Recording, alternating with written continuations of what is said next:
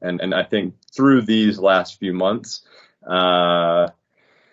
I've publicly stated that I've gone through some emotional roller coasters, some ups and downs. So, the time that I have had at home with my boys and my fam truly has helped me and probably saved my life.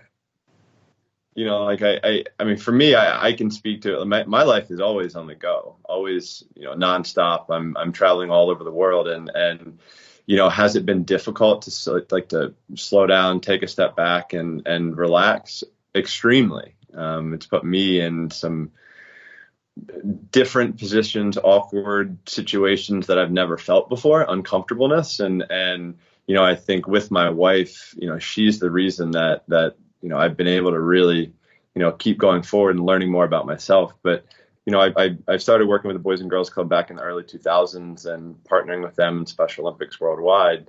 We've been able to reach, I mean, the numbers are astronomical and they keep changing. But to be able to teach a kid to feel safe in the water, to feel comfortable in the water, confident in the water, that's something that's so important and something that I struggled with as a kid. I was afraid to put my face under the water, so it's not, it's kind of, I guess, normal to do that.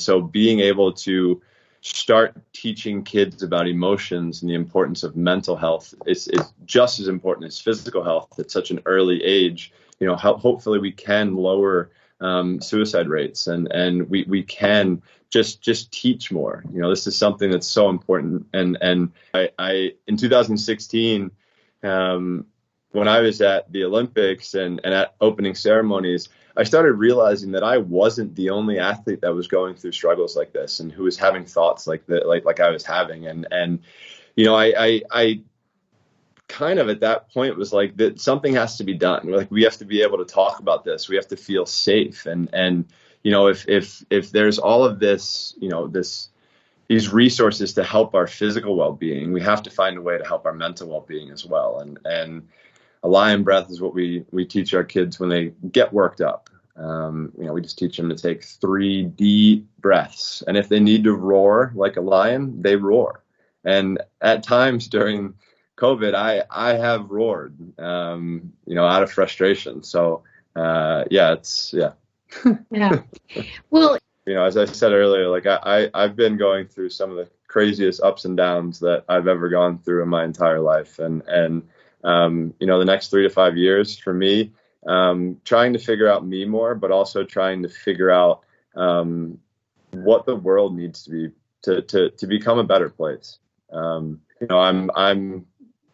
honestly afraid to see what it could be, just because of the 3 little boys that I have, out in the other room. So, for me, my goal and my dream is to do whatever I can to make this world a better place. And that's, taking care of myself first, to making sure that I can fill up all the other cups that I need to. But then honestly, I don't know. Because it's we're living in such an uncertain time. So, trying to stay positive is something that's probably difficult for a lot of people and for me in particular.